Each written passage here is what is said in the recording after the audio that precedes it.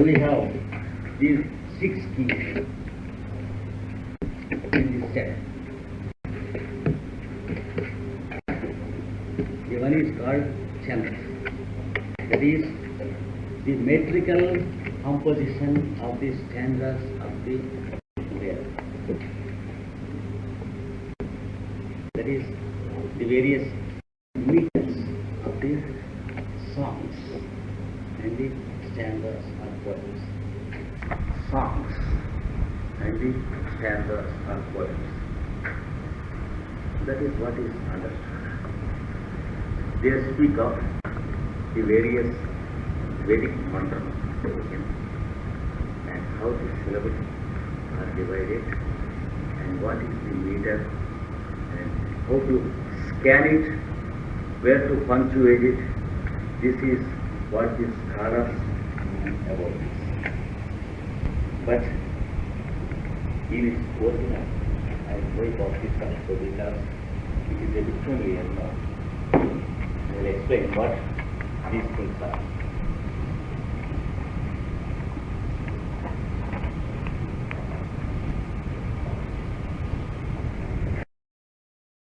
In fact,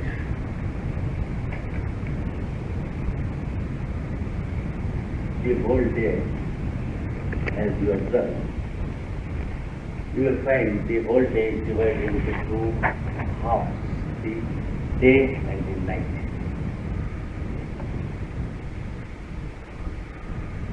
So this is called a meter of 2 syllables.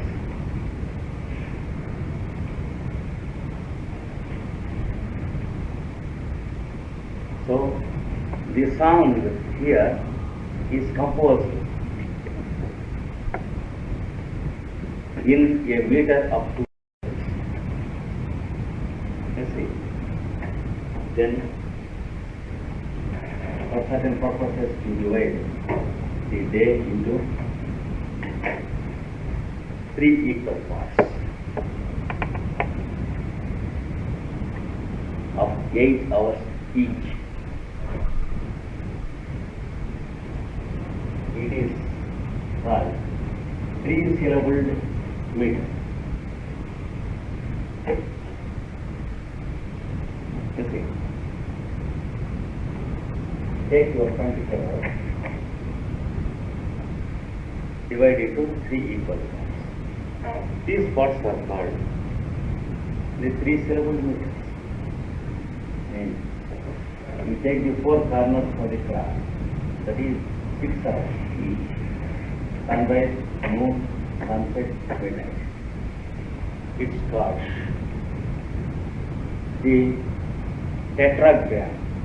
That is the 4-syllabled meter.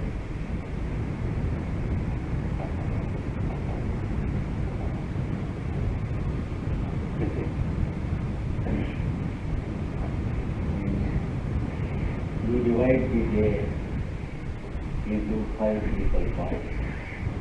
Not only the day, but also year, like this. They have given all these calculations afterwards. This is the 5-syllabled meter.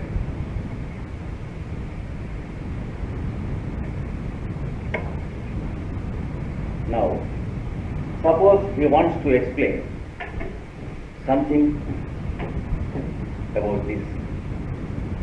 You know what he does? He takes 2-syllabled words and makes the whole mantra into 2 halves. One is representing night, the other representing day. He explains this in sentences in this meter.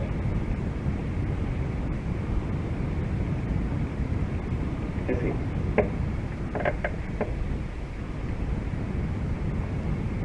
Suppose he wants to explain this. He takes 3-syllabled words like this, and he takes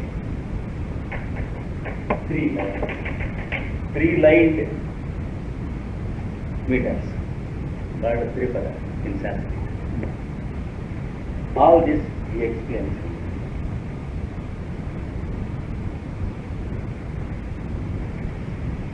Just only as an example I am telling you.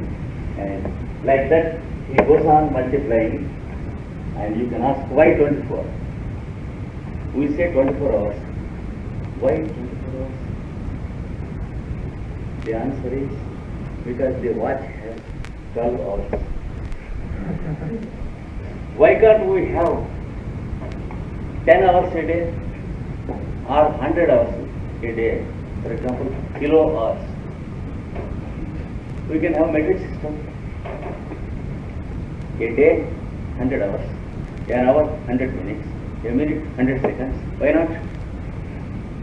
Why 24? Is there any reason?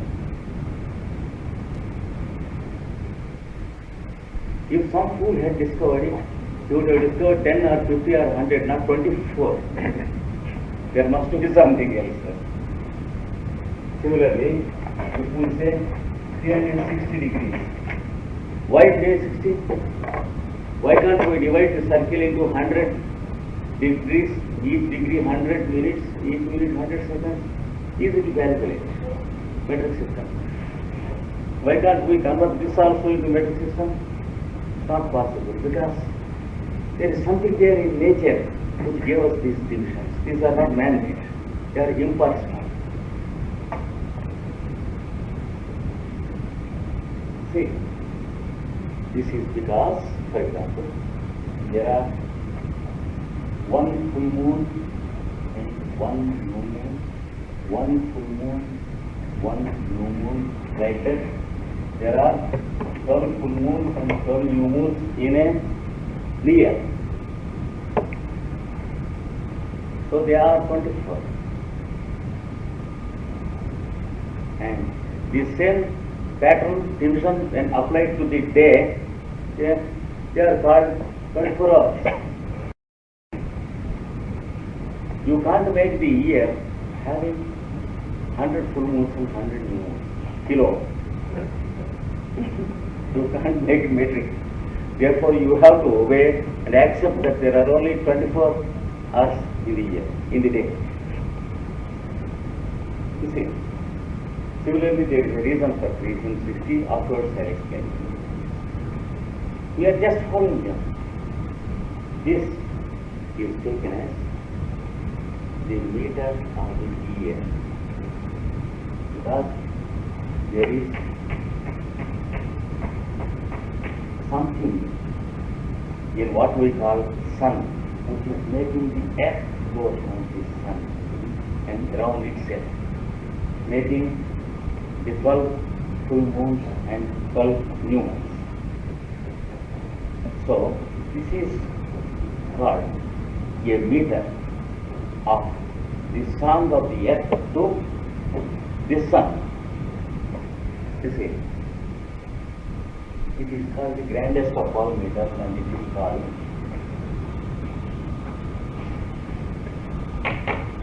Gayatri.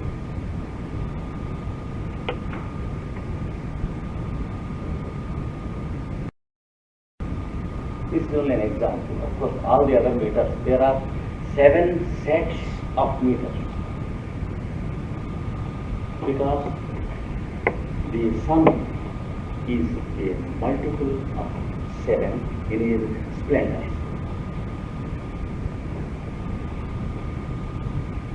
So, this is exactly what is meant by meter. And when something is to be explained about this, it is explained in a mantra which is composed of 24 syllables. For example, what we call Gayatri mantra,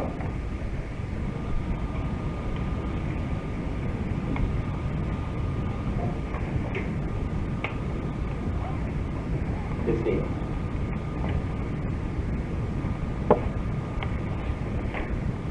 one syllable in Sanskrit. Of course, syllables are according to Sanskrit or Hebrew, not according to English, because the composers of those books they have composed in Sanskrit and Hebrew and Egyptian and chant like that. There was no English then. So we have to count the syllables according to those languages, not according to English. See the Gayatri Mantra. See. 1, 2, 3, 4, 5, 6, 7, 8. 1, 2, 3, 4, 5, 6, 7, 8. 1, 2, 3, 4, 5, 6, 7. One is missing.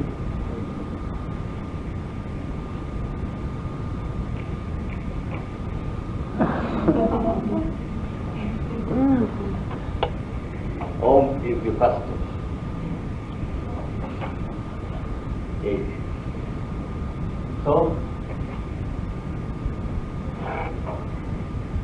the 8-syllabled lines, 3 lines put together form 1 meter, 1 stanza. So this is only one example. They speak of the sun as the center of our earth, and also the sun as the center of everyone who resides on this earth. This explains that sun, that means that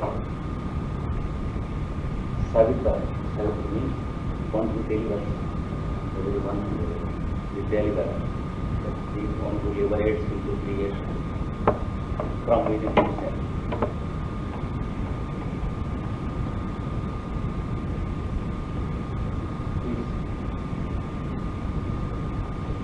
Devasya, that is of the Deva who liberates. First, I will give you in a systematic way, just if you don't take it, it is there, copied systematically. I will give you a copy each tomorrow. Yes, just little bit. That deliverers, the Lord's Argaha, that is light, self-effulgence. So he shines forth into his rays upon this earth, and we are here as his own rays. So embrace that again, the original. We are meditating this original, that is the I am in him. And he is stimulating the buddhi in us. If we feel like doing something, he makes us feel. If we feel like eating, he makes us feel. If we discover something, he makes us discover. So he is stimulating our buddhi. So this is the Gayatri Mantra, which teaches us about our own stand of the subjective sense. Gayatri is not the name of the mantra, but unfortunately people believe that it is the name of the mantra, but it is the name of the meter.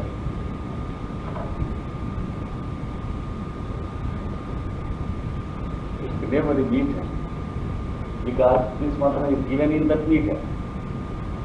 So Gayatri is called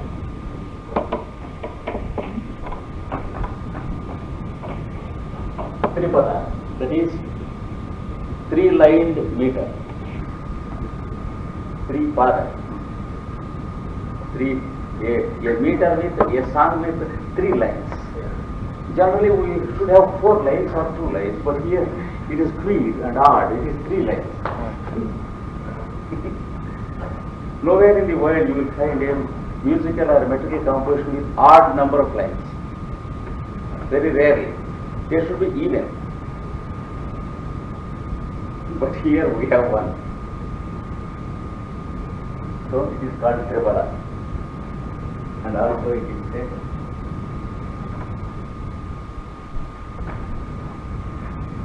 Shat Kukshi. That is, it has 6 bellies. Kukshi means belly. This poor Gayatri has 6 bellies. That means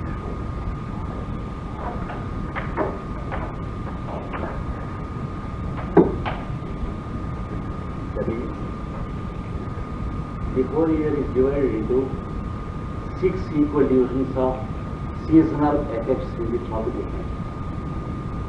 They are called the 6 seasons, each producing its own fauna and flora of beings on this year. Shakti. This is. In us also it has 6 books, that is the 5 senses and the mind.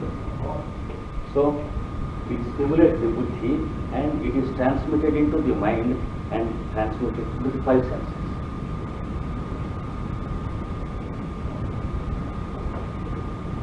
And also it has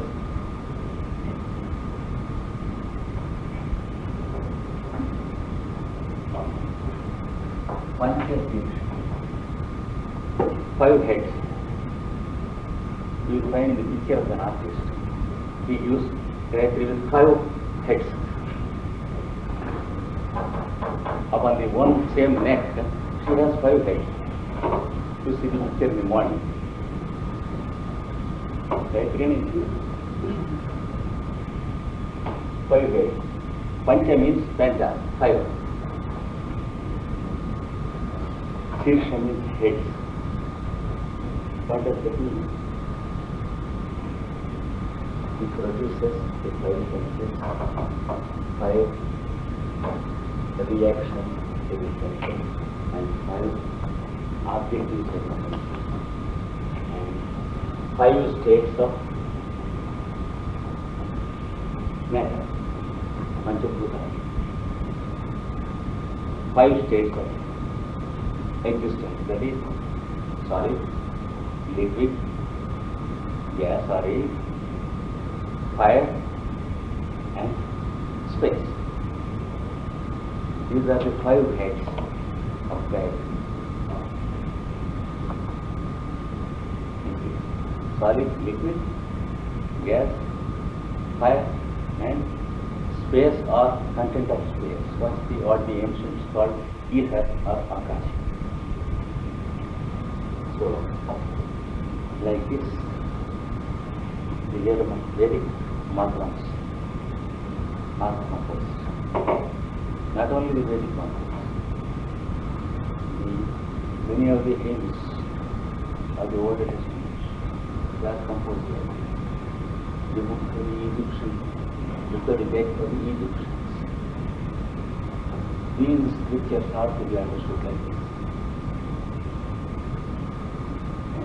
The composition of the chapters of the books also is arranged in such a way.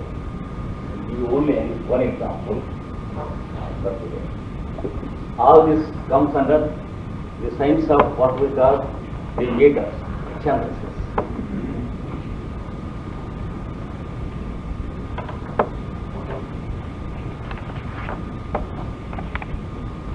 About the composition of a book doing like this, I will give you one example.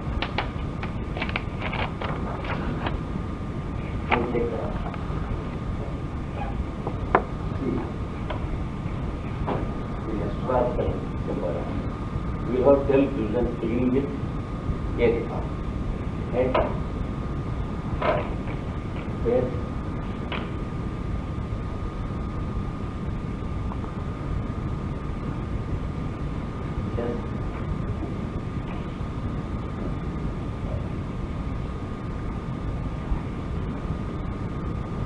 gaster, medium, like this, divide. Navel, then lower abdomen, like this, you have 12 divisions. And you will find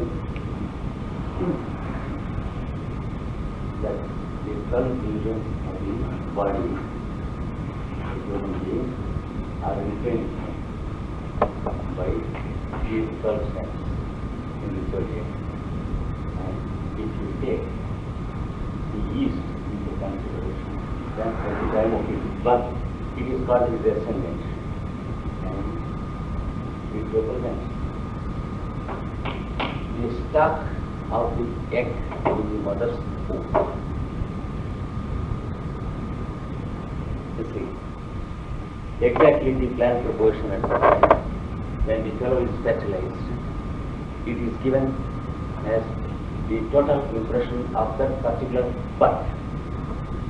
This is what astrology uses. And this should be explained in one book. And the 12 months of the solar year should be explained. Then the book is composed in 12 cantos. You see, it is composed in 12 cantos. And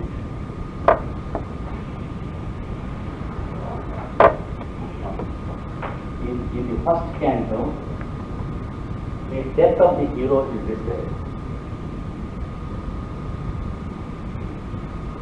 And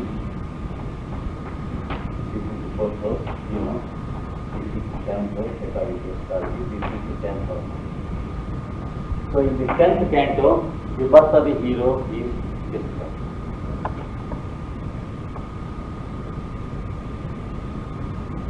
And the rest of the book is composed accordingly.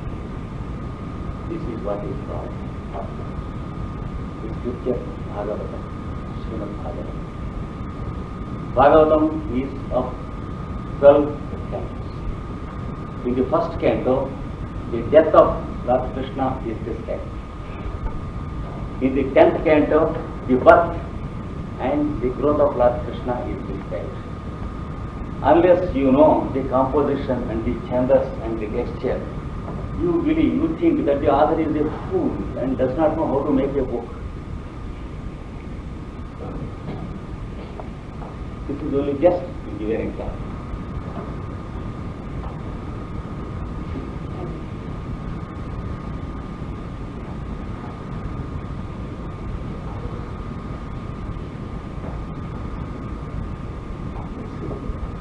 Another example is just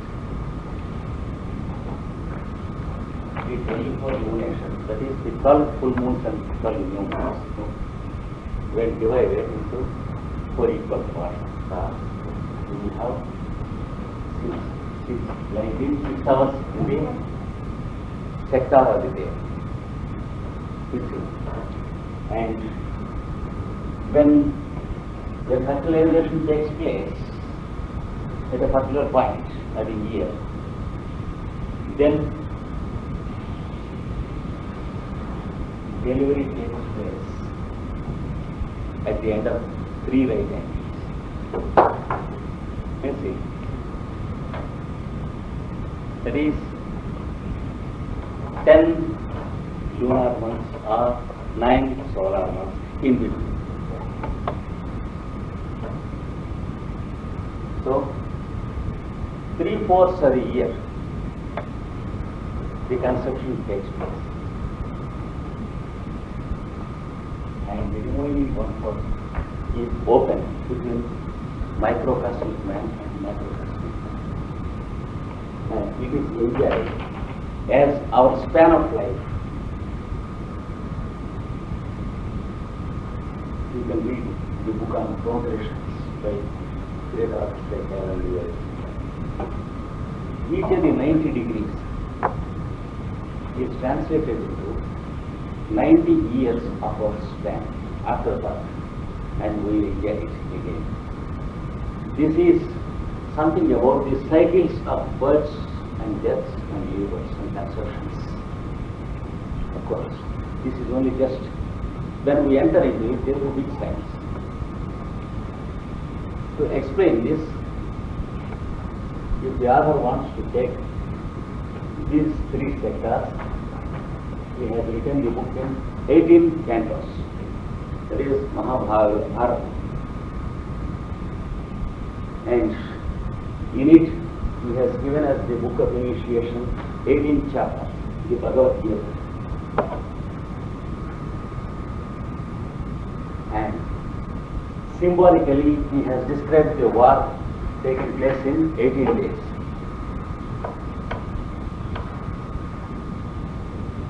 And the rate of production and destruction of bodies in evolutionary cycles as calculated is described as the symbolic destruction in the war 18 squads.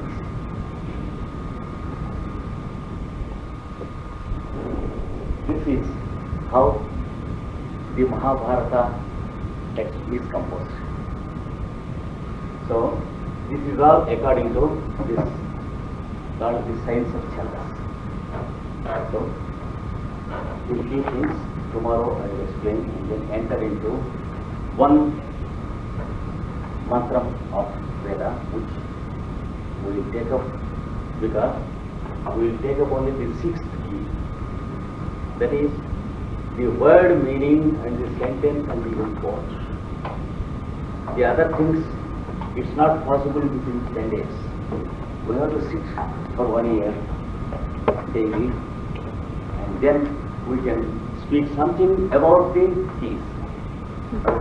But from tomorrow, we'll explain the other 5 keys and then enter into explanation of one of the grand hymns of Rigveda, only according to the 6th key, here and there speaking about the other keys. That we can do. Thank you.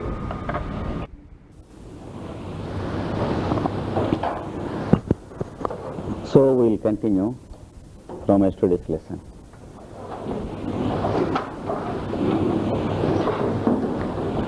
We were talking about the 6 keys for the 7th text.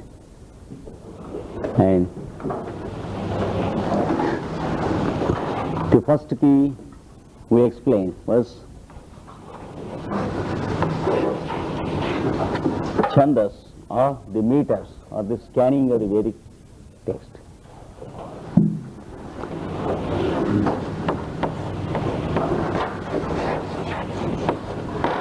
The second one is called kalpa, as I told you yesterday.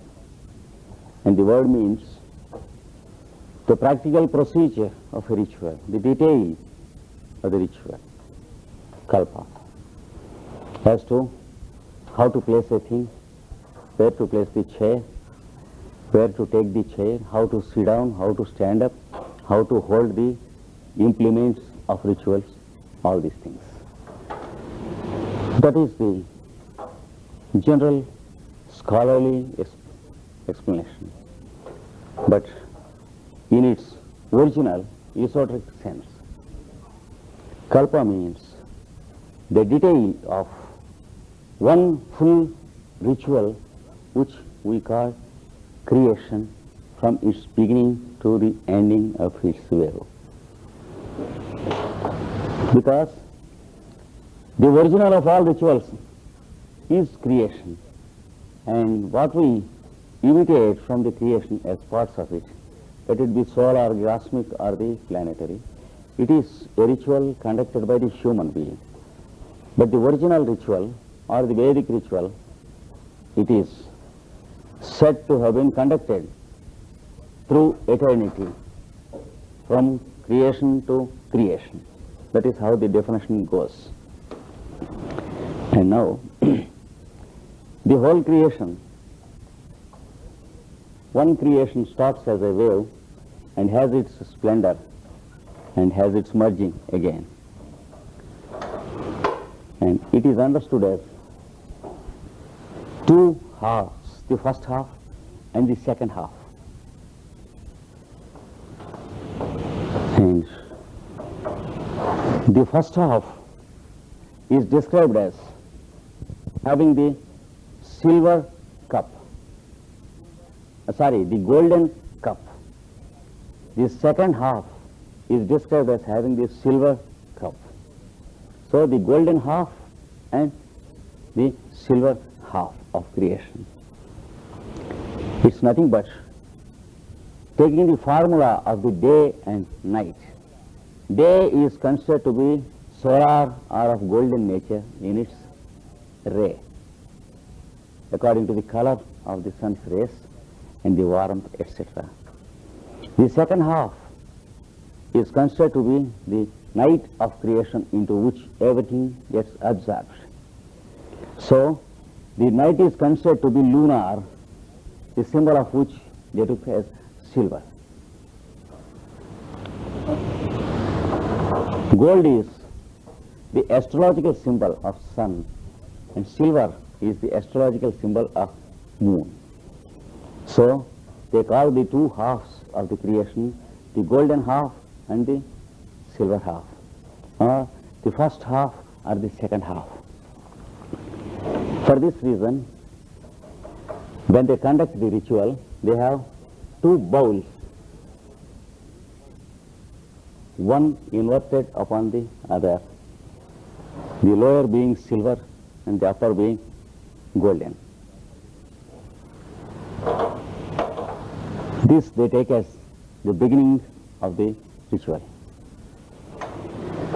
representing the day and the night as you stand on this earth. The day when the sun is above your head, the night when the sun is traveling below your feet. So this is called the upper bowl or the golden bowl. This is called the lower bowl or the silver bowl. Of course, for the present, we just try to understand the symbols and nothing more about it. Because by way of introduction, we are just getting familiarized with the basic concepts of the authors, how they intended and how they gave their alphabet, their language and their symbolism. That's all. Then only, after getting familiarized with these things, we will be able to go into the real import. Now,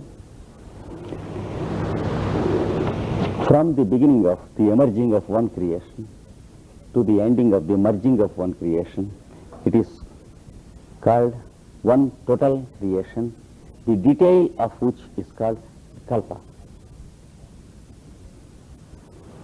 So, one is expected to know something about the rough detail of kalpa before he can understand the import of the Vedic mantras. If we go into the details or the figures, it will be just too tedious, and many of you will be pleased to go away, not to return tomorrow evening. But just I'll give you the very rough outlines of how they understand these things, the kalpa.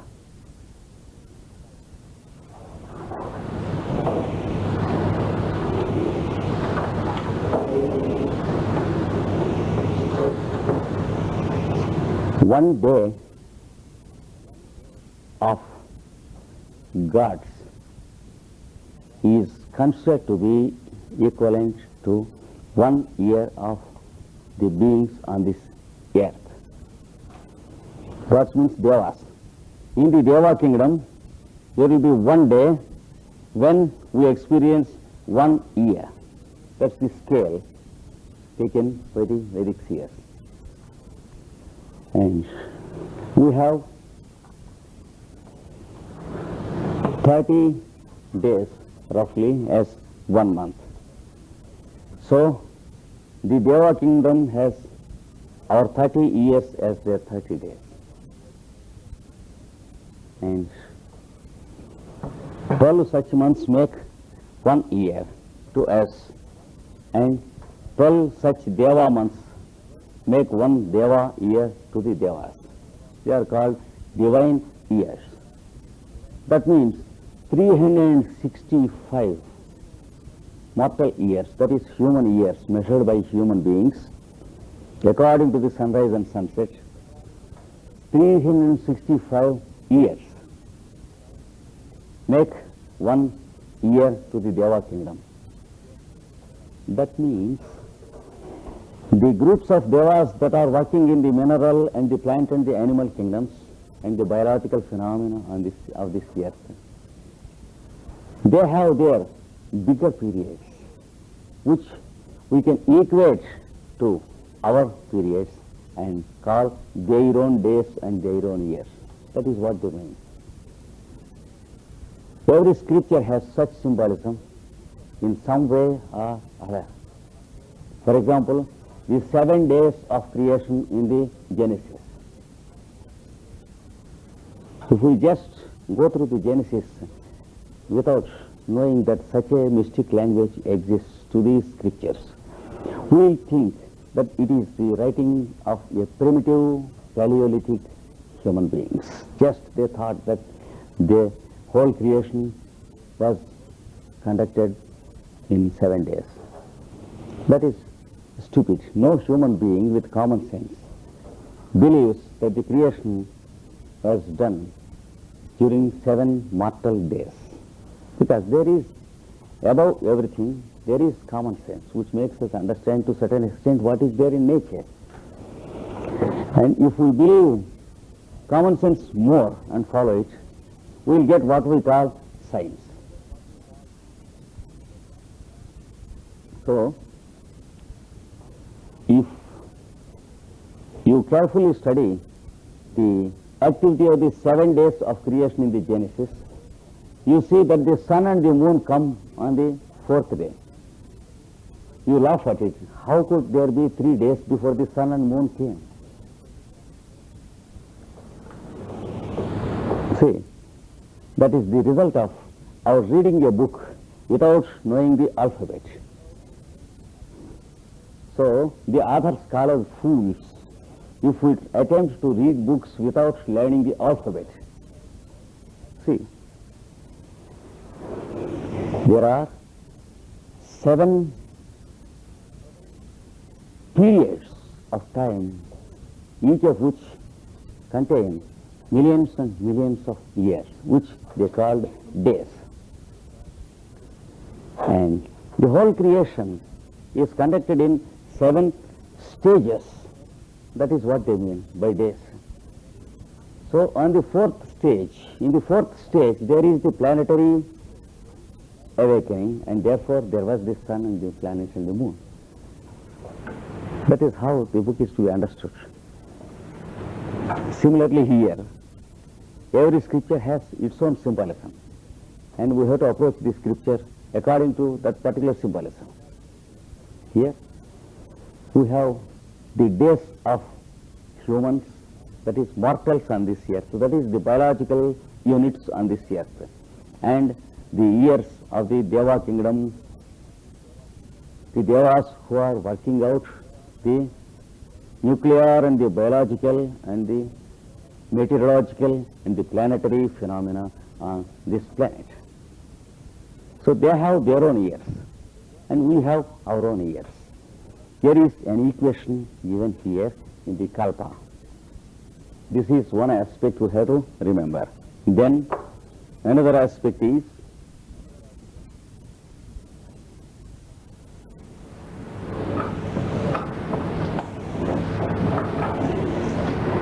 this is a wonderful number which forms a master key to enter into the secrets of the scriptures, just as